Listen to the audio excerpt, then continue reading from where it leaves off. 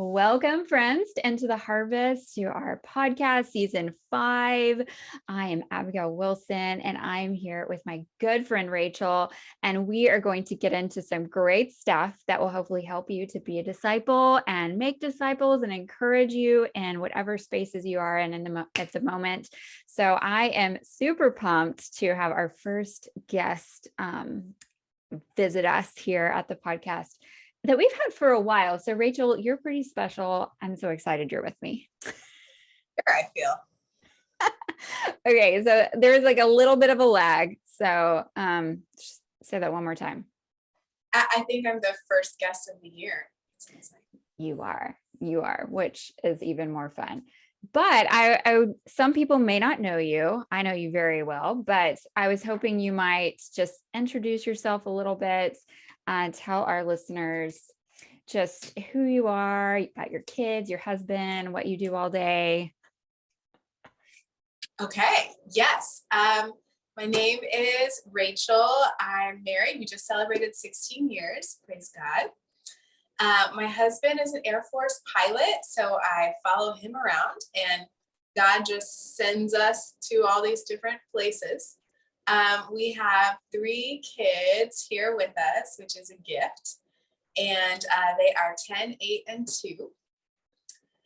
And I also homeschool, though not any rocket science or anything. It's pretty chill. But I homeschool them and stay at home. So my main job is making disciples and managing our home and trying to be a covert missionary in the midst of that, wherever God kind of puts us. Absolutely. Well, it's my favorite as well. So, and you're currently stationed here in San Antonio with me. Right. Yes. Yeah. We've only been in San Antonio for 1 year now. Yes, but we're hoping there'll be much, much longer. I will say to everyone listening that Brett and I in 2020 really started to daily pray for laborers that would just partner with us and just life, man. We wanted people that were like, let's get in there. And so we started praying for that. In fact, it was because of Andrew. He has talked about that on this podcast quite a few times about how he did that, and God really sent him awesome disciples. And we were like, we want to see some of that too. So we started praying, and sure enough, Mike Castlen rolled up and said, hey, we would like to partner with you guys, so much so that we are going to rent a house down the street.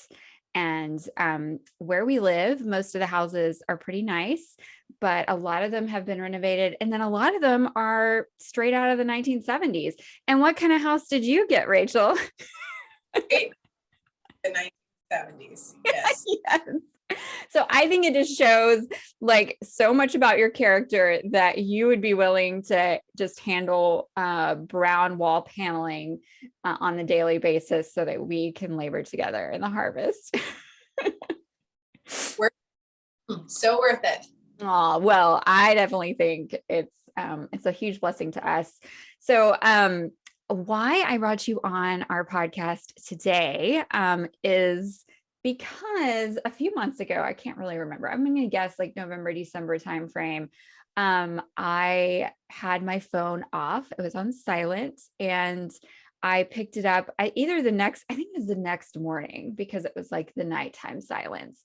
And I woke up to a whole bunch of messages from Rachel and had me in absolute tears of laughter, because it was so cute. You had just gotten this great inspiration and started working on the math of reaching San Antonio or whatever city you're in for the gospel. And you figured out the actual mathematical equation. And so I was like, you know what, Rachel, this is special. This is really, really cool. And I would really love it if you would come on and share with our Into the Harvest friends. And you agreed. So thanks so much. So, Yeah. would you mind just breaking down, maybe not the play by play that were in my messages that morning, but the summed up awesome version that you came up with that kind of explains how we, as just little old us's, can help to reach the nations with the gospel of Jesus? Yeah, definitely. So I've been learning a lot lately about what it means to be witnesses and ambassadors for Christ. And I've always agreed with that and kind of seen it in scripture, but honestly, it's just been lighting up like never before. And I realized, honestly, it hasn't been a very big part of my walk. It hasn't really been a big part of my life. So I've been trying to learn more about that. And I saw something that just really helped me begin to like recognize the impact we can make. So basically, I figured out there were lots of resources along the way that helped me. Figured out San Antonio has 2.4 million people, and there's a little less than a million of them that say they do not follow Christ. Like either they claim nothing or atheism or something else. So about 1 million people in my area that don't know him. And I found some math to work out, like if we have disciples making disciples, like how quickly could we make an impact on the people who are lost in our area? So yeah, I feel like that's the summary. Okay. So did you come up with a time? Like how long would it take for, Okay. Yeah, like let's do this. So I'm really not a math genius whatsoever. I beg to differ. You had some like, I was like pulling out my calculus when you were showing it to me. Calculus, but that's because I Googled what on earth do you do next?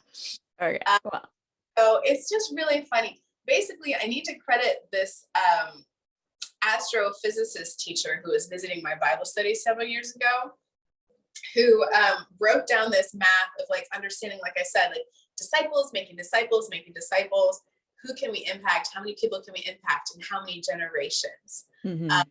Disciples making disciples. So I was taking a look at that math again and kind of turning it inside out to try and impact this lost population.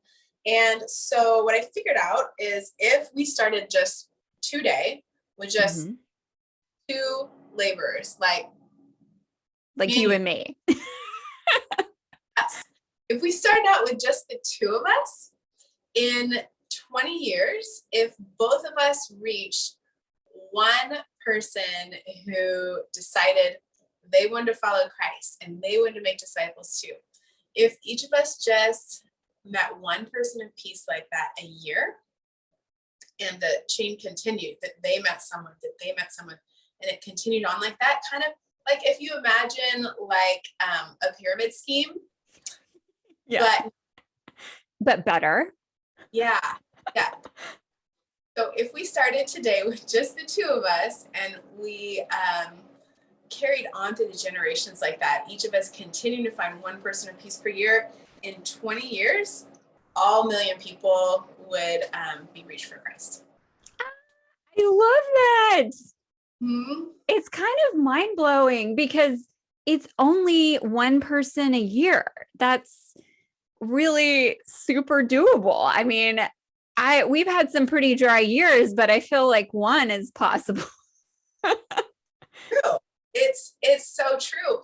And so what got me thinking after I kind of realized that, it's like 20 years, I'm not super old, but that's not, I mean, that's a conceivable amount of time, you know, or like I said, I've just been married for 16 years. So how much impact in 16 years can I make, you know?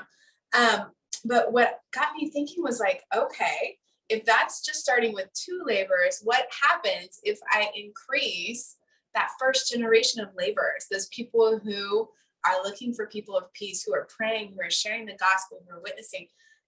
So that's when I got really excited. I know. This is when her voicemails got real frantic and excited. Mm-hmm. So if we start with 5 laborers right now, just like think, do you know 5 people who are serious about following Jesus? 5 people, that's not a big number. Again, with just 1 person per year, each person, and continuing that on and on, then we would impact that 1 million people in 8.5 years. You have an 8.5-year-old. Oh my gosh, I didn't even think about that. Yeah. It's like the lifetime of Mary Sue. Whoa, it's so cool. I have to tell her that. Going on down to if we have 10 laborers starting with 10 people, it goes down to 6 years. Like that, it's just so doable. And then I think after that, it makes more sense to think about it in generations of buying, exponentially. So like 20 laborers, we're talking about less than 4 generations of just like multiplying the workers. It's just crazy. Wow. I love. And I think you and I are really the same. Like we're very type A people. And so we love a good, like on paper plan. And I love this because it is such a great vision to have. Like, you know what, look, if we're just the 10 of us got together and we can make this happen. And yet really it's the boiled down message is just how simple the task that you and I have really, which is to just be obedient and making disciples and equipping others to do what we're doing, right?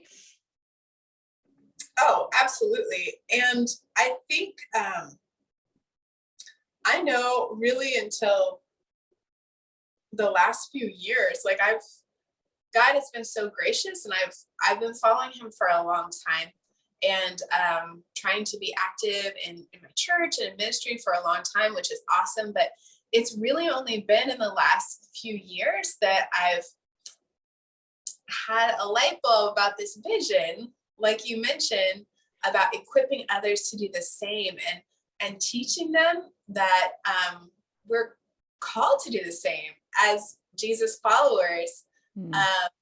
Come follow me and I'll make you fishers of men is the first thing he says to his first disciples that he calls. And it's like, we're all called to be fishers of men.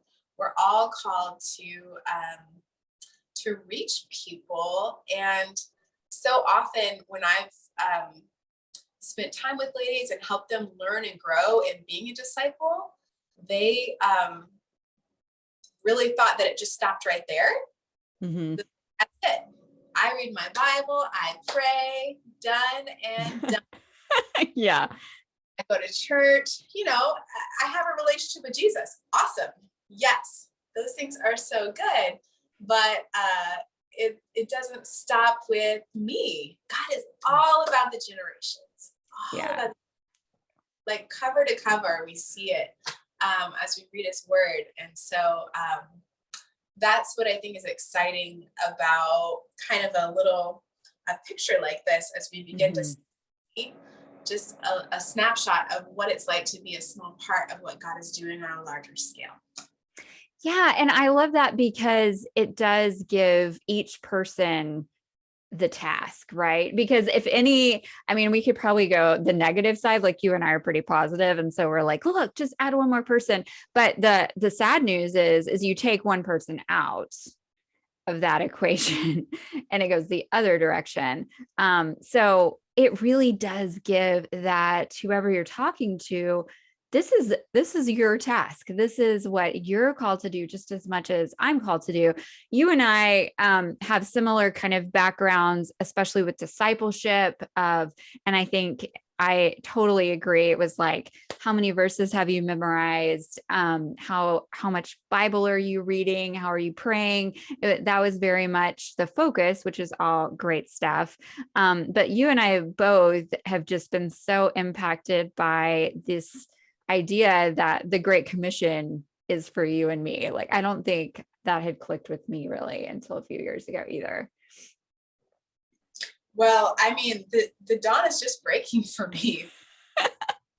Like all about like building up other believers who like come into my space because of Jesus functions of some sort, like some sort of God event type thing. And that's really, really easy for me. And I think that a lot of my spiritual gifts, I guess spiritual gifts are to build up the body of Christ anyway. Mm-hmm. Yeah. But I'm not, evangelism is not one of my spiritual gifts. It's not. And I mean, this picture is about evangelism, in the fact that we're considering like, whoa, 1 million people in my immediate area don't know Christ and claim to follow somebody else. And then you and I both know that there's lots of people who on that survey said, oh, I'm this, but don't have a personal relationship with Christ. Right. Yeah. But there's so many around us who don't have a saving knowledge of Christ. Mm-hmm. So this picture is about evangelism in that sense. But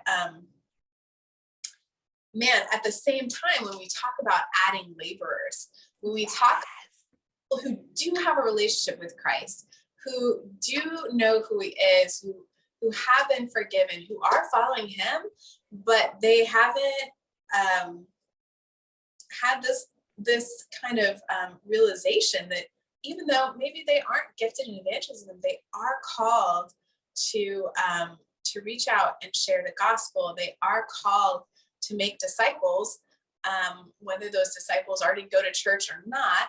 You know, people have this vision about actively engaging the Great Commission in some way, then the numbers explode.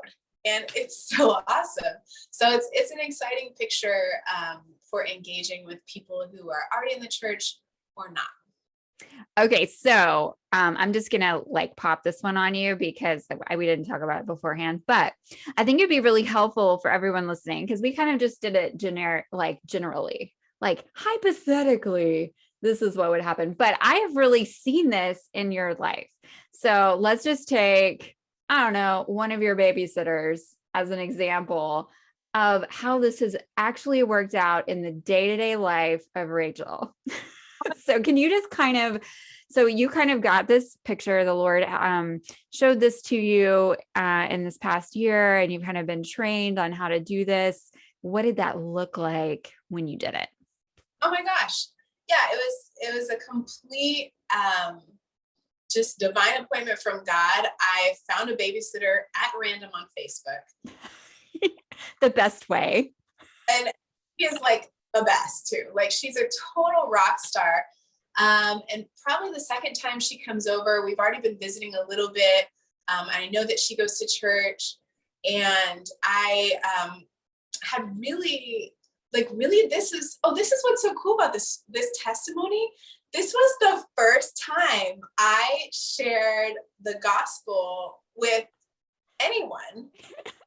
I had learned specifically how to do it in a really clear, succinct way with like this cute little illustration. So it's called the 3 Circles. You can look it up on YouTube. It's really good, but I have a sticker of it on my phone. So I was like, hey, I am trying to learn how to be able to share the gospel with people. And can I just practice sharing with you?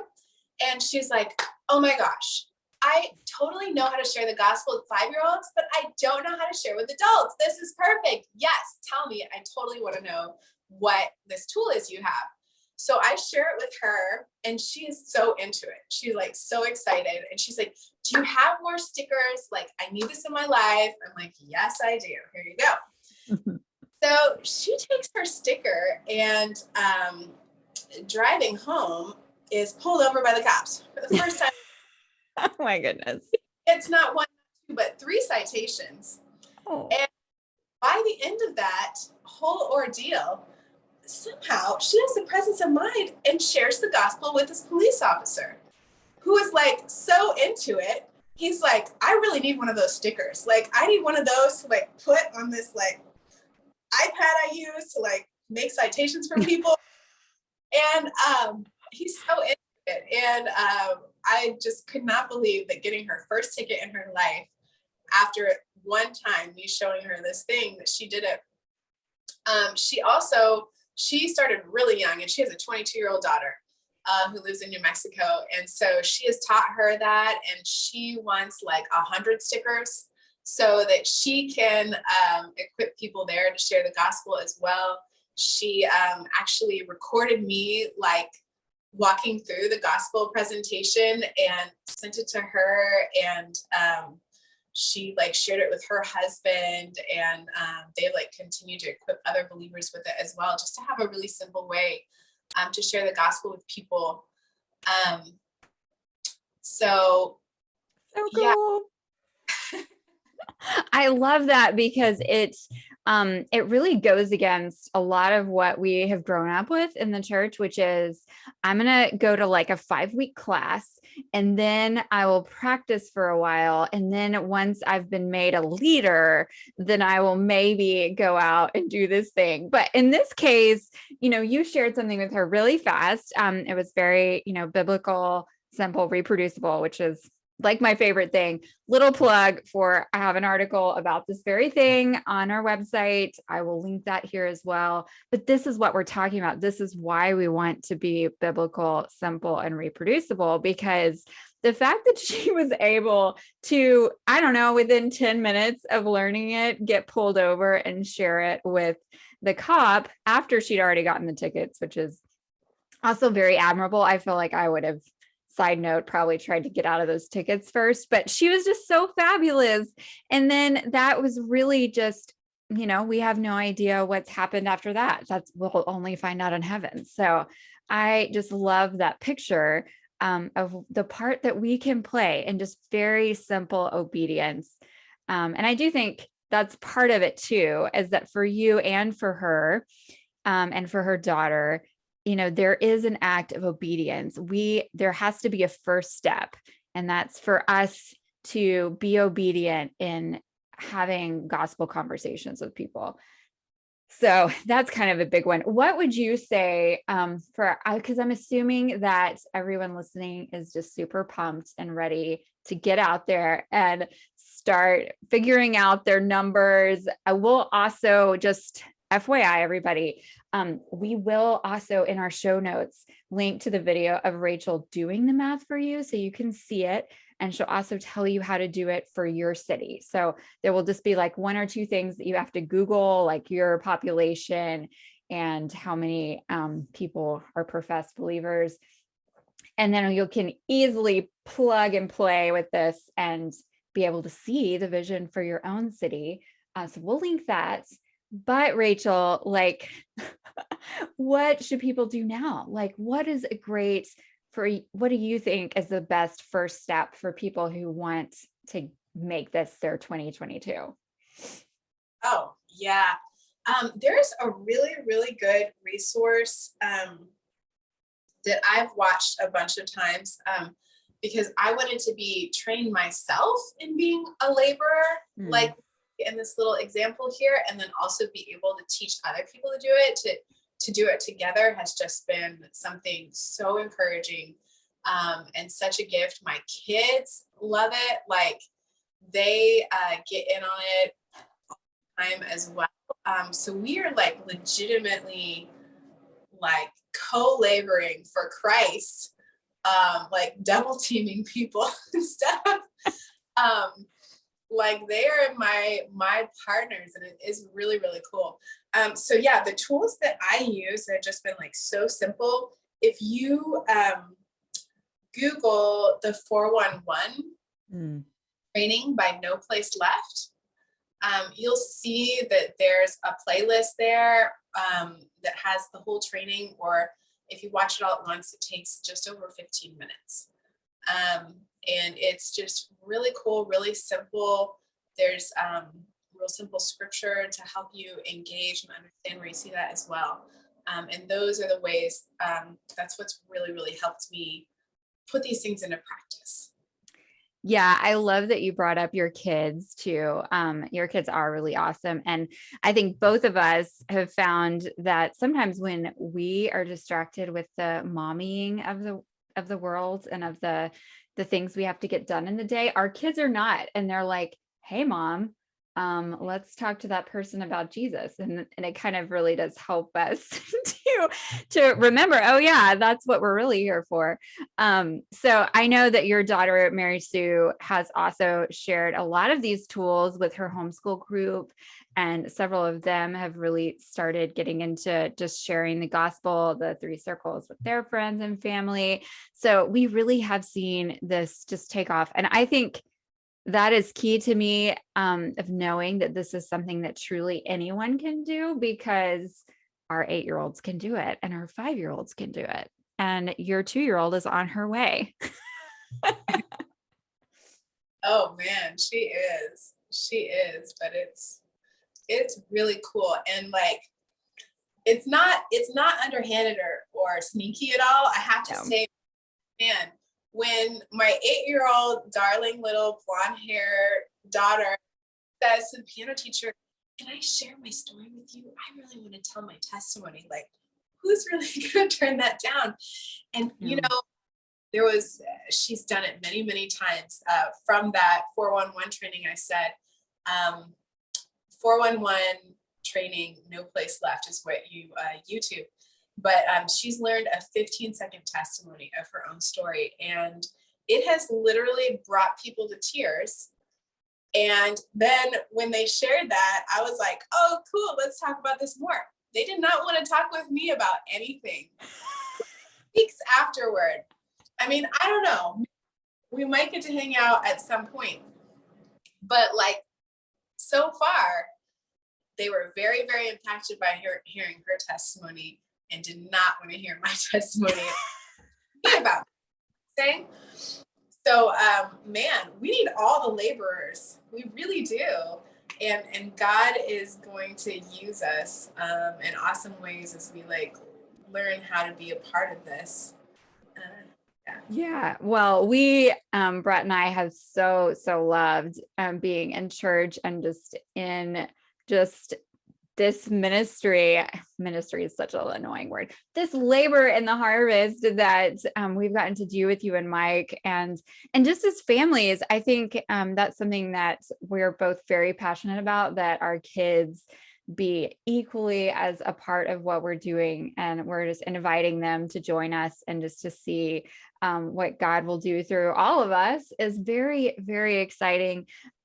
Rachel, it's been super fun having you on and talking about this with you today. We'll probably have to have you back and to see how things are going and in the future. But thank you so much for being our first guest of 2022 here at Into the Harvest. So thanks again. And we're just excited to see what the Lord's going to be doing with your family this year. Yes, thank you. Thanks so much. All right, everybody. We hope that this just inspired and encouraged you, as we are all trying. We're almost through January, the longest month of the whole year. We hope this has just inspired you as we just face the rest of this year, just to look at it a little differently and see just what God can do just through small acts of obedience. So we're going to link to a bunch of things below. We hope you'll check them out. Just very simple, reproducible tools that you can literally do with your children. So we hope that's useful. And Andrew and I will be back in 2 weeks. So we'll see you then. Bye, everybody.